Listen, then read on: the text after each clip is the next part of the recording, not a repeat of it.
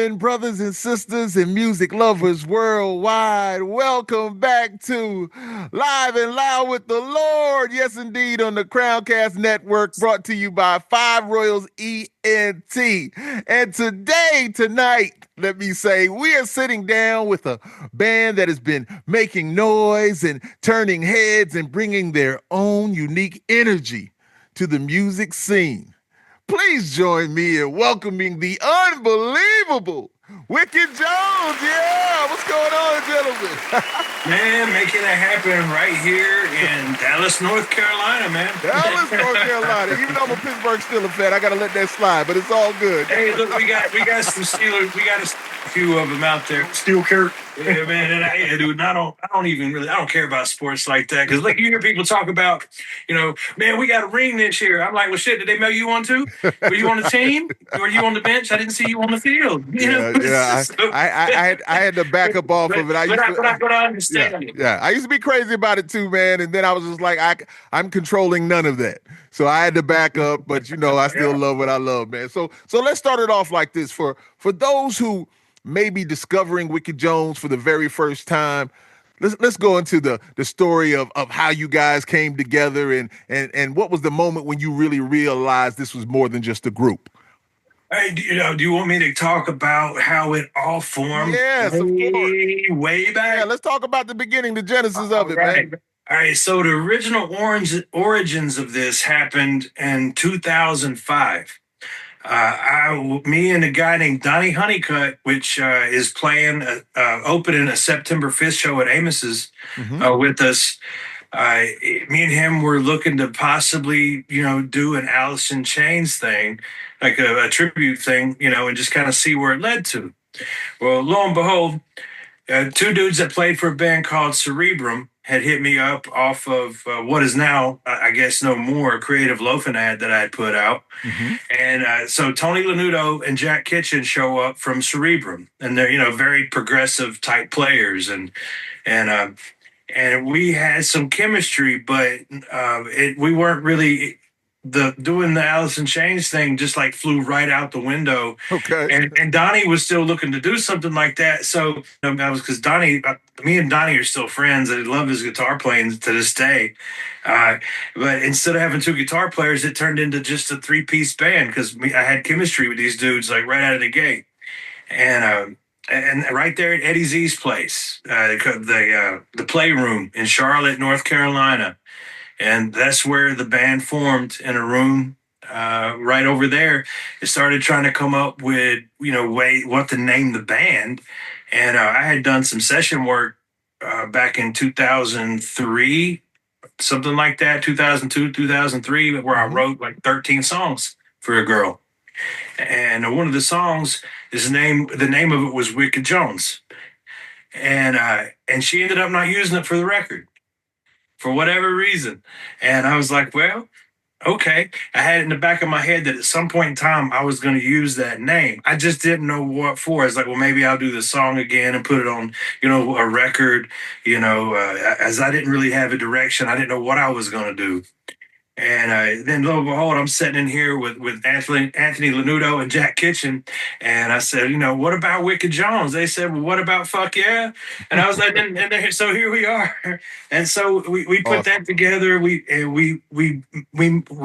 opened up for, while we were at the jam room, we're rehearsing. And other guys in the band didn't know who it was, but there was a knock at our door. And I opened up the door, and a friend of mine, who is now a friend of mine, Gary Pettis, 3 doors down's tour manager, is standing at our door. And he's like, hey, do you mind if I hear a few more songs? And the other guy's like, well, we was just about to pack it up. And I didn't want to tell him who it was. So I'm like, yeah, man, we'll hit a few more songs. He's like, man, look, when does somebody want to come in and actually hear us play? Put your shit back on. Let's play. And so we did. We hit like 3-4 songs again and hit it. And then we stepped outside. I stepped outside with him. And I was like, man, what do you think about, maybe trying to, do something, like if you ever need like a fill-in tech or something like this, then, I would love to be able to help. And, maybe that'd be some kind of way we could use a biome for, maybe, some bands that are looking to try to, do some work. And, I could tech, I could do some sound and, whatever to make things work. And he says, hey, man, he says, that's great. Teching is cool and all that. He says, you don't need to be teching. You need to be playing. And I was like, well, shit. Well, that's cool and everything, but I'm still trying to put beans on the table too, Right. and he says, look, he says, I got some stuff coming up. He says, I can't make you any promises, but be looking for a call from me. Here, take my number. And I just kind of, I remembered it and I knew it was there, but I try not to get my hopes up about nothing. And then here comes, I don't know, a couple months later, whenever they, Three Doors Down was on tour, Shooter Jennings was opening. Then it was Three Doors Down. Then it was Leonard Skinner. Well, I get a call that we're going to be playing that. and they're bringing us out a whole stage of our own and setting it up. And so they set us up a whole stage of our own, brought us in on that show. And then from there, it was, we got hooked up at Amos's and we were opening up for Power Man 5000. And man, we opened up for you on Southern Born Killers, on the Southern Born Killers run, if I'm not mistaken. And man, everybody that was coming through town between there and Ziggy's, Flyleaf, we opened up for Flyleaf up there, Delana from Rockstar Supernova. And that helped really. And then, G came along and then all that turned into a different set of history and all these songs and all this stuff got left setting since about 2008. So these songs have been setting long enough that they can vote and buy cigarettes now. and then now I was kind of between doing something because me and G were doing Phuket Johnson. And we put an end to doing that for some different reasons. And I'm going into Splon one day because the Splon's been supporting me since 2007, thanks to this guy right here. And so I'm still going there and doing some business. And one day I walk in, Brian dude's sitting there, and he's like, "Hey man, why aren't you doing that old catalog? Like, why you can't let that shit go?" I was like, well, I can, and I did. I said, what? I'll tell you what. I said, I'll do it again if you will come play guitar because I'm old and I don't want to do everything. and he said, okay. And I was like, well, fuck, now I gotta play. Okay. And so it's this guy's fault that Wick Jones is mentioning again. So anybody that has a problem or that gets pissed off about anything that I say, it's my fault. It's fucking his fault. It's all my fault. Actually, I helped these guys out back in, what was it, 2000? Yeah, it was at a Mojo show, man. Yeah. At a Mojo show. I was actually working with you guys, I think, Lord Wilson, and is when I discovered you guys. Yeah. And then we did Tremont there too, I think. You did Tremont, and that's when I jumped in with you guys. Right. We actually did something in South Carolina too. I can't remember where it was though. Man. Was it in Spartanburg or was it in Columbia? Oh, Chovis was there for that. That was Black Acid Disco when Billy was playing with Black Acid. Black Acid Disco, yeah. Billy Gray was playing for Black Acid Disco. Mm-hmm. I thought that was Chovis was doing that. You remember him? Yeah, Dog Ballard. Yeah, he was doing that show. So it wasn't that one. It may be. I remember working with these guys, man, and I was like telling myself, man, this is that kind of music I want to play, man. Yeah. I was like, this is what I want, the kind of stuff I want to do, And yeah, I just went on a hiatus for a little while, and when I came back, I saw him. It's a Splon shop, and I was like, dude, you can't let that voice go. Right. You cannot let that voice go because he's got a hell of a singing voice too. Yes, he does. And the music and the voice, everything was just right. And I was like, you got to bring that back, man.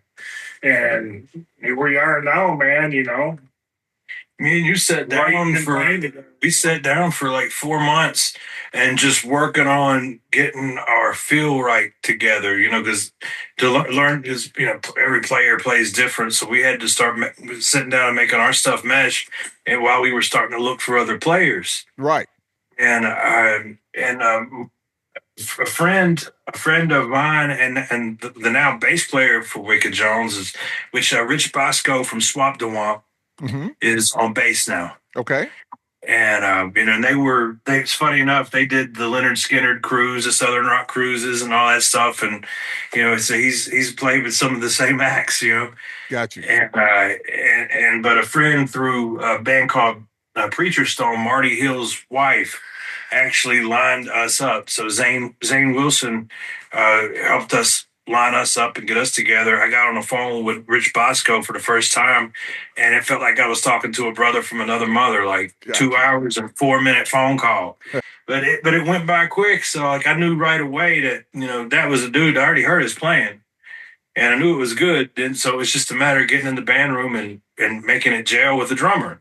So that for us, it was probably the hardest piece to put together was the drummer. Like we went through, but it's not a horror story or anything. We didn't go through like 30 auditions or something, but like we brought one dude out and this cat shows up like drunk already with a bottle of Jameson and a 12 pack. And I'm like, man, dude, this ain't party time. That's not going to work. We're here to work, man. And if you think this is party time, and this ain't for you. And it was a friend of mine. So, I mean, I gave him the business line and then I pulled him to the side and gave him the personal line. Like, hey, dude, you in your late 30s, you need to, start doing something right now because you're going to end up killing somebody behind the wheel driving that way. And anyway, that was kind of a horror story. Then we had another dude come in and he just, it just wasn't for him. When it wasn't for him, it wasn't for us. And cool guy, we're still friendly. Then this other guy comes in from New York named Todd Tracy, and he come in. He sat down behind the drums, the studio drums, and he hit it and it felt right. The three of us, stepped out the door. Minus Todd. So me, dude, and Rich. We go outside the door and we're there for a minute and we go, hey, what do you think, dude? It's like we walk back in. It's like, all right, dude, you got the fucking job. Do you want, are you're the drummer. Now it's just up to you to put yourself into the mix. Make these songs, your own. I don't expect you to be this guy. I don't expect you to be note for note everything that's there because I want you to put yourself into this. Right. And so that's what we've been doing now is just, going through, working on some things like, just getting everything tight, song wise. And then now I'm building a set list, because now I've got to think about more things because I'm singing again. Right. So I'm like, well, what is easy for me to sing and start out with? So, I'm not got to kill it right out of the gate, but still has enough to it to make people move. Right. And so when I'm working on a set list, and it's about 75% of the way there. And also me and Brian Dude here worked on a song together. We wrote a new song called Awesome. God Might Be Dead. And it's a lot of fun. It's got a lot of different influences in it. Yeah. And so I'm really excited for people to hear that when they get to come see us. Another new song, Mother Mercy, and Guilty or a Martyr. Another song. Well, you saying that and speaking about these new songs, being that the music industry is what it is, right? And it's changed dramatically over the years, and we know that from streaming services to social media. So where are you guys now, as in staying true to that Wicked Jones sound, other than incorporating the new things that are here? Man, I'll be real honest with you, man. I don't think about what other people are doing. It doesn't matter what other people are doing because all I know how to do is be me. Right. I'm gonna keep being myself regardless. It's like, I've did some house bands and I've learned to play all this other different kinds of stuff. But no matter what I was playing, it always sounded like me. Right. Because I'm not gonna be. I can't emulate this person because when I pick up a guitar, I'm just letting myself flow through it. Yeah. It's not gonna be the same anyway. It's not gonna be the same. It's gonna be your version. So yeah. So exactly. I don't even think about the way. Like I remember one time I sat with some guys at this place. It's the Musicians Hang in Charlotte, Smokey Joe's, and I did a version of Jimi Hendrix.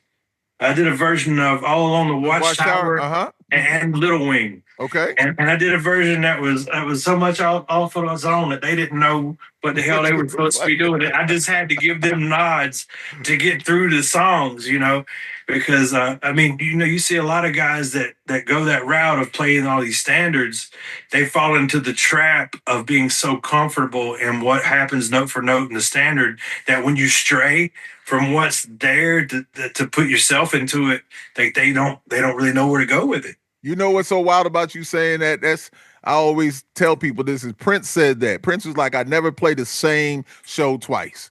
He doesn't know what he's going to do once he gets up there. Of course, you're going to play those standards that he does. But even when he plays those standards, he was just like, it still could go left. It can go here, it can go there. So that's a lovely thing to know, man, because you're just you're not in the moment, you are the moment, and you want everybody else to be a part of that moment. And so that's a beautiful thing to me. So, but Brian, I wanted to ask you, man, so here you are. I didn't even know you played guitar like that, which is amazing. I love it. It's kind of like with Big Steve, Big Dirty. I didn't know he played guitar, until he told me afterwards, So to me, that's amazing. So what do you feel like you're bringing to Wicked Jones? Well, definitely bringing that Splon tone. Splon tone, okay. Yeah, that Splon tone. I mean, I made quad cortex and all that stuff, and I found out real quick that nothing matches a Splon tube amp. That's where it's at. I've been telling. But I just want to keep the momentum going, man, and anything I can help him out. He's got a lot going on with singing and playing at the same time. So I'd bring something to the table, man. Take a little strain off of him, man. I'm there. I can tell you what it's done for me having him playing guitar. Yeah. Is that, man, he lays down a super tight rhythm it's unmovable. Awesome. All right. And so it takes a lot of the pressure off of me of having to decide, okay, between a vocal and guitar.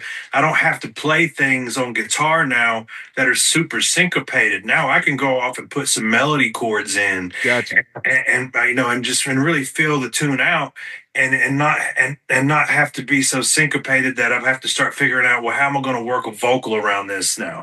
Now it's like I can just do the vocal and not that I stopped playing by any means, but I can pick spots to make it, to put pretty stuff because I know that I have a rock behind me. You trust him. That's better than having that trust in him. That dude lays down rhythm. It's rock solid. And it's going to be the same every time. Awesome. And he even comes up and he does some harmony pieces with me. We put harmony pieces here and there. So he's brought what he's brought to it is he's brought another layer of musicality to the old format of Wicked Jones, where before it was more, it just had to be straightforward. When you're a 3-piece band, there is not a lot of room. You just have to play your ass off the whole time to fill in all these different notes, to fill in all these spaces. And with him being there, I don't have to do that. I feel like the band is more musical now. Yeah, plus we're getting older. We need a little help. Hey, listen, we all understand that. No see, Lord, I didn't have this when I worked with you. Listen. I didn't have all this up here. I understand it, and you are correct. You did not. What's that? That's kind of seniority. And I was probably 175 pounds soaking wet, and now I'm tipping that 220. You're a grown man. Listen. Well, I wish I was down at 220. No, it's all love. So when we're listening to, when you're going back to the old songs and the ones that you're redoing, which one of those songs from the past is really still gets you, is one of those hot ones that you have to do, that you're going to love playing for the fans? In my mind, there's two songs that I feel like have to be done from the way back when, and I'm even there's one song from the lineup with G that I still have to do because I feel like it's one of those that just it speaks to me, and we got in High Times magazine about this song. Okay. And as unsigned band of the month, and that song is "Fire in My Bones." Fire in My Bones. Okay. And then other than that, there's a song called "Righteous" with that people that were Wicked Jones fans back in the day. If there's any song that they're gonna remember, it's gonna be that tune. And then probably from other than that, probably "Godless Animals." Godless Animals. Godless Animals. There's "Under My Skin."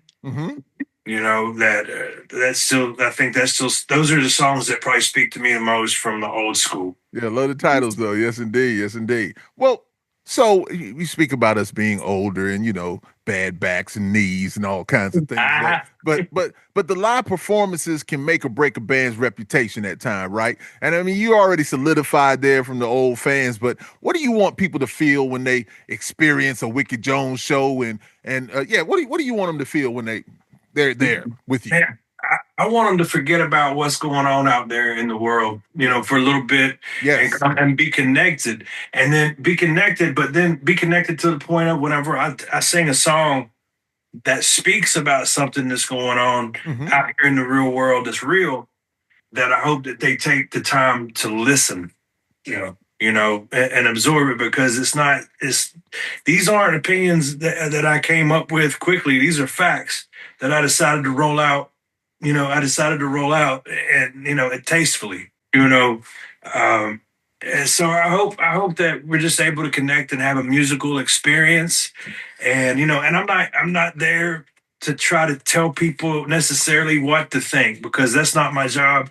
And, but I do want to make people think. Got you. And I hope that I can achieve that, bringing this to the stage. That's mine. Brian, what about you? I'm pretty much on the same boat as that. It's a rough world out there right now, man, and we would be a good time for them to take a break from all that and just get into the groove and enjoy yourself and enjoy the sound. Something new and fresh, man, you know, something original, and, you know, something a little off the beaten path. So got you. So you say off the beaten path, new and original, because you guys say you did 2 new songs. So are those 2 new songs? I would believe the past are from past experiences. I would believe you have incorporated those things in there into the titles and everything. So these 2 new songs, are they from something that has happened, or it's just a vibe that you guys came up with? I mean, it's more, I guess, more of a vibe that's there. I mean, there's certain things that once you know, that you can't unknow. Okay. Because is it better to be a true believer or a knower? Ah, okay. You know? Yes, indeed. So, I mean, those things certainly come through in the writing, in the vocal process. When it comes to the musical aspect of it, to the instrumental part of it, you know, it's about a drive. You know, it's about giving it everything has to have a heartbeat. Got you. You know, so if it doesn't have a heartbeat, it's not something I'm looking to bring to a stage. Yeah. Because if it don't move my feet, how's it going to move anybody else's feet? I'm with you. When you said talk about know and believing, man, listen, there's a difference in knowing something and believing something, you know? Yes, sir. So I love that when you said that, man.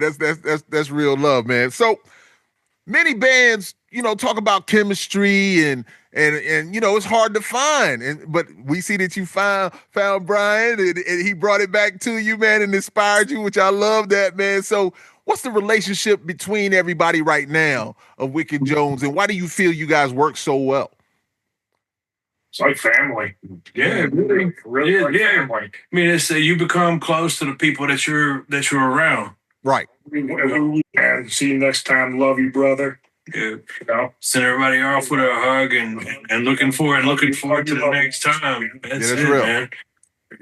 Yeah, everybody. I could say one thing, man, that I really love about this lineup is like I don't have any one person here, or we don't have anybody that doesn't try to do something to better our mousetrap. A bass player was asking me, "Hey, man, what do you think?" Because a lot of times in hard rock, when the bass has to have something here and there to push those mids and distort those mid highs a little bit to make it set in the mix right for certain things. And he asked me about it, and I told him, "Hey, man, Dark Glass makes a great product. Go look into them."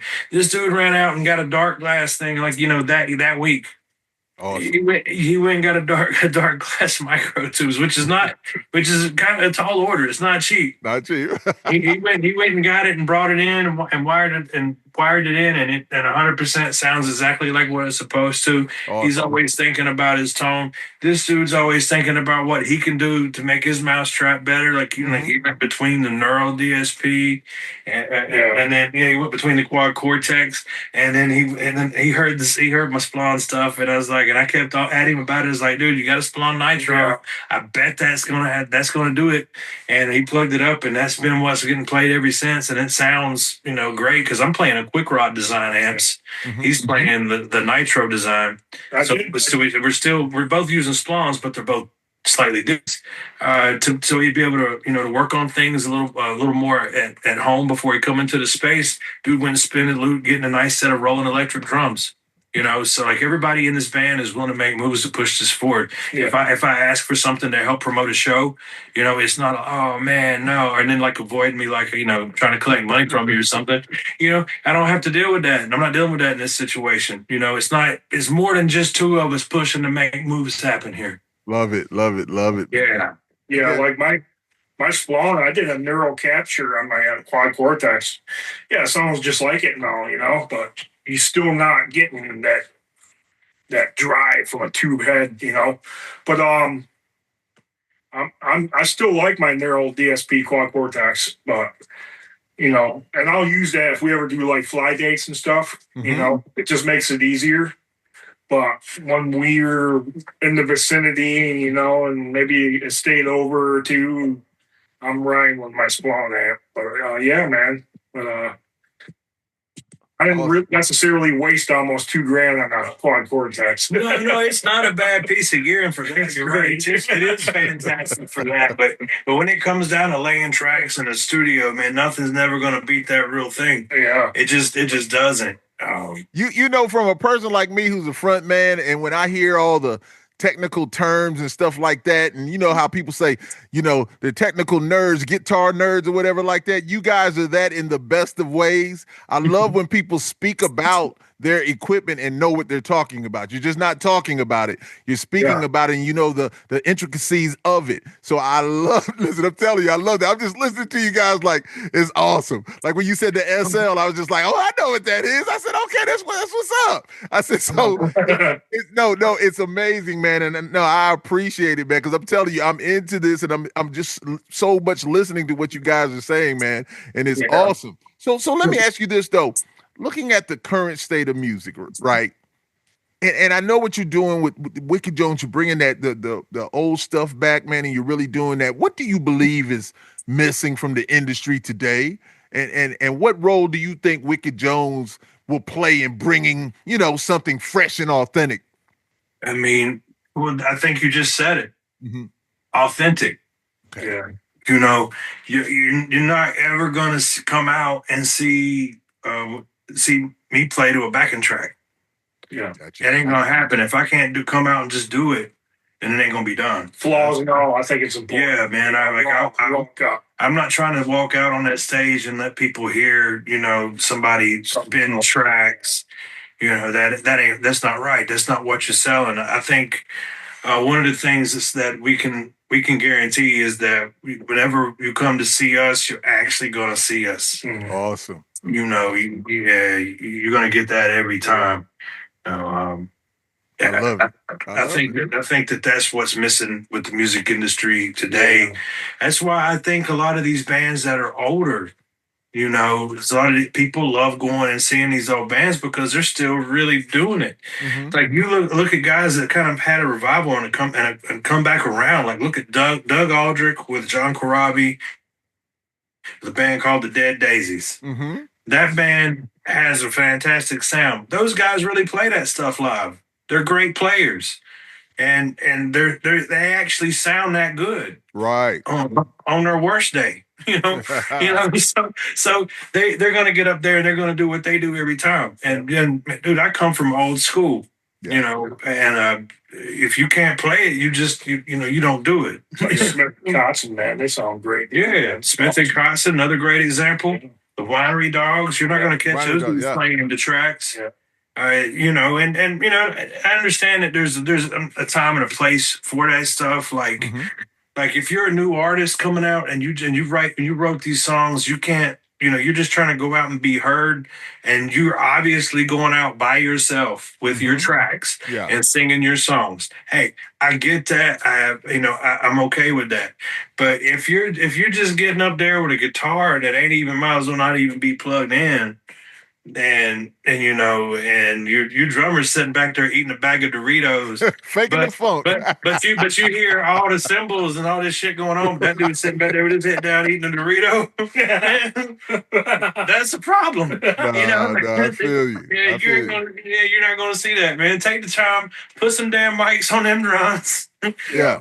and stay sharp on it, because I think fans deserve it. Yeah. I mean, you hear a lot, too many bands today, they sound really processed and polished. Mhm. And I like Dimebag's theory on, sound raw. Don't worry about the little mistakes. Keep them in there, keep it real, Yeah. And I respect that quote of his, he's actually had that written on the bathroom wall, but yeah, man, we just going with our hearts, man. That's what we're doing. Yo, man, With our hearts, I love it. I love it. I love it, man. There's nothing wrong with being a purist, man.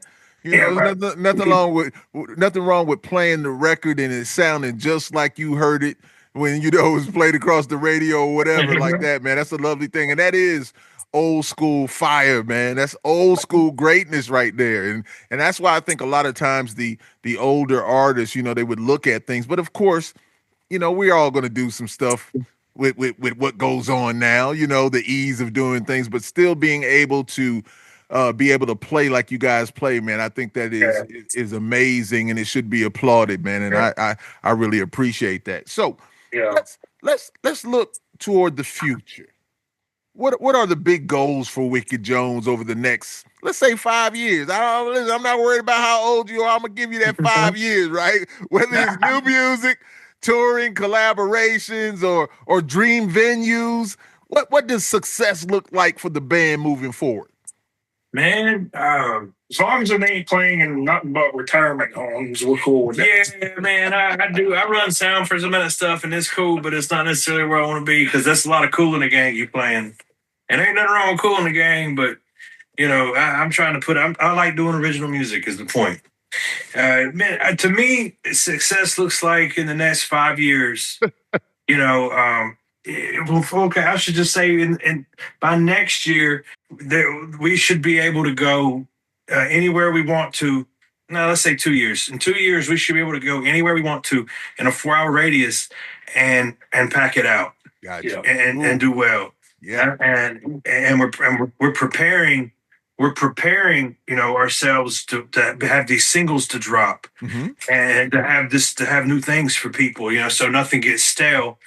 And I'm hoping that we can. I'm not going to hope. I'm going to say it. I'm going to will it. We're going to be working and getting some PR things rolling once we have some dates that are solid on the books. Yes. And keep pushing forward, and hopefully, we're packing out. Like I said, in the next couple of years in a 4-hour radius, and then keep building that radius more and more. And then it'd be nice by the time we get around to dropping that third record, or maybe even before, because we got some friends. We got some friends that we have some mutual friends, and like Billy Gray. I would love to get him to come on and play some guitar. Right. on some of these records. Like do some of the stuff, man. Play a fucking solo down, and you can scream too, man. Put some backups on this thing for us, and really get Richie to come on, get Rich Ford, the Duke, to come on and lay some stuff down. Yeah. I'd love to see a collaboration and get you to come on and do some things. Absolutely, yeah. I'm here, young man. Any and all of that stuff. I think it's important, especially. I think it's especially cool because there's people that when I came up, looking up to, then let's put something on this record and do it, and I think that's part of helping, helping the dudes that came after you, to try to do something more. Of course. And not everybody is cool enough to do that. And I feel like we're fortunate enough to be surrounded by people that will come on and do some of those collaborations with us. Yeah. That'll help. That'll number one, one of the things it'll do, it'll help raise awareness to the band, but also I think it'll be something that we can always look back at with love because we got to do this with a brother from another mother. Of course. So let me ask you a question. Brian and you too, Jason, it's like Black Acid Disco. So I see you guys got me thinking about when we did something together, right? Yeah. I remember playing with Black Acid Disco. I don't know if we were in Raleigh or where we were. We did a show with them. Do you remember that, or were you with them then? Was that in Thomasville? Like I don't know. I thought it was in Raleigh. It was a stage that was very, very high. And might have been the Lincoln Theater or something. I can't remember, but I know that I went down and a dude broke his arm. He jumped into the pit. And listen, it was crazy. I'll never forget it. But I remember going down and coming back up. Pause. Wasn't that the cellar or something like that? I can't remember the because this was my first really tour with Mojo, and I came back up, man, and I almost fell out because I was so lightheaded. And I remember Rich saying, like, you gotta take your time. I was with you guys. I was with you. Yeah, I was with you. I think we went to Murfreesboro. We did go to Murfreesboro also, so you were with us. Yes, indeed. So we went to Murfreesboro. Yes, I'll never forget that Murfreesboro one either, which was an amazing time. Yeah. But yeah, man, I was just wondering, you guys just had me going back, just trying to remember. It's been so long and so many things, but I was just like remembering here, remembering there. Anyway, I went off on a tangent. I apologize. But I just want you guys. No, man, no, all that stuff is welcome. Is you gonna jog some stuff for our brains too? No, it was great. So let me ask this. We get close to the end, but if someone is listening to this interview and has never heard Wicked Jones before, what song should they listen to first, and what do you hope they take away from that experience? Well, when we get ready to release those new singles, which is not going to be far out, I think there's two songs they should listen to out of the gate, and that's "Godless Animals" and "Righteous." Just like you said, okay. Those songs, and then God Might Be Dead. I think that's a good representation of the spread so far. There's another one. If the lightest that we've gone so far is this tune called "Guilty or a Martyr" that I broke out on everybody. Okay. And we're currently all putting it together and arranging it as a band. And it pulls back the reins a little bit and slows it down, And I think between those four songs will be a great representation of our depth. Awesome, man. I'm just telling you guys, man, I'm looking forward to it. I really, really am. And speaking of depth, Jason and Brian, ladies and gentlemen, these two dudes are really some of the great human beings. We need more great human beings in this world, man. We got a lot of people that do things, a lot of people that talk about things, and they're not true to their words. But these two guys right here are really great human beings, and I'm super, super glad to know them and be able to have worked with them, and prayerfully will hope, work with them in the future. That's where we don't hope, we are. We are. No, I'm with you. We are in the future. We're going to work together in the future because we're willing it. We're willing it right now. We're willing it, right? Yeah, no doubt. I'm with you, man. I'm with you. I stand corrected. Thank you very much. But man, I'm with it, man. So before we go here, Is there anything you guys want to say, man? The floor is yours, man. Talk that talk. Let these people know how they can reach you, see you, talk to you, whatever, man. Hey, right now, the main way to to reach us and to contact us is going to be through our either Wicked Jones OG uh, Instagram account or Wicked Jones Facebook account. We're working on getting some photos done and this and that and a website built with an online store. All that stuff will go up before we're out doing these shows. But in the meantime, we're getting some business and stuff done, and we booked some shows. So one of the things that I would like for people to take away from this is that the first time that we're hitting this stage since 2008 at Amos's. Amos, yeah. We got through right back into headlining. Man, Chronic Disorder, great band. Yeah, man. Earlier I talked about Donnie Honeycutt. The Circle of Echoes, Donnie's in that band. So like a lot of this stuff came back full circle. That'll be one of the first times that me and this dude's been on a bill together since probably 2006. Okay. And so, we're really looking forward to doing that. And other than those shows, that's September the 5th at Amos's. And then we are main support at the Rooster in Gastonia during the Carolina Sound Record and Music Expo. The newly signed Exide is coming to play the Rooster, and it's a smaller room, so it's going to be a very personal show with some of these guys. We're main support, and Chronic Disorder is going to be on that as well. So it seems like we're starting to work with Chronic Disorder some, and they're great guys. Great band. We're really looking forward to doing these dates with them, and that's on September the 19th. That expo I was telling you about is going to be at the Gastonia Conference Center, where Guitar Center is going to be there.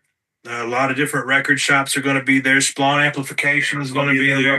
Yeah, so I'll be running back and forth to both booths, both spots to make it happen.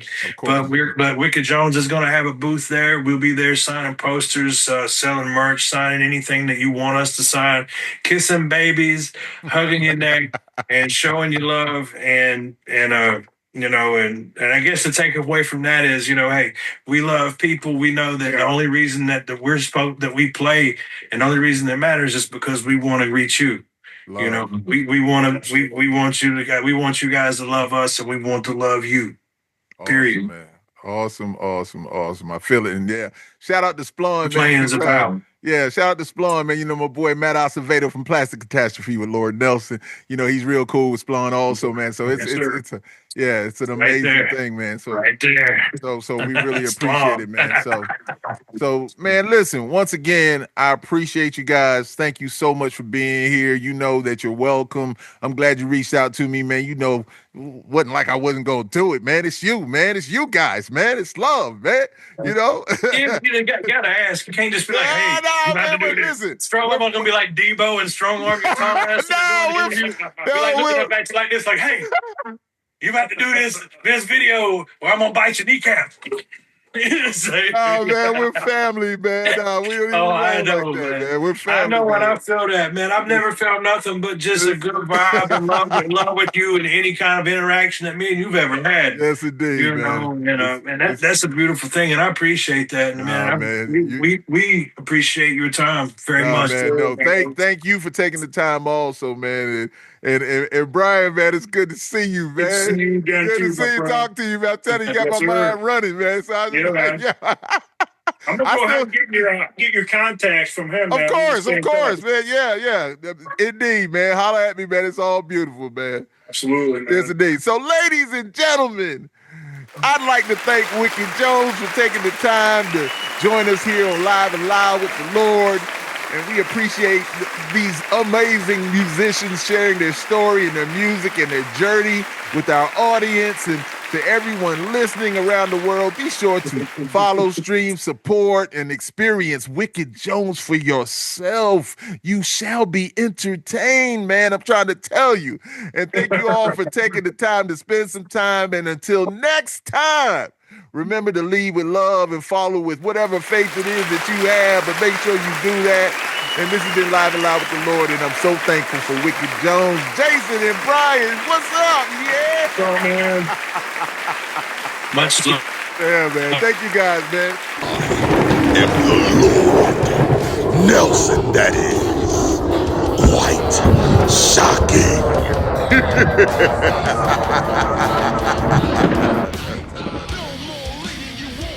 This is Danielle Weber, and you're listening to Live and Loud with the Lord. Nelson, that is. Yes! First time, perfect. Perfect. I nailed it. Even Alessandra's like, yeah, you did. Right.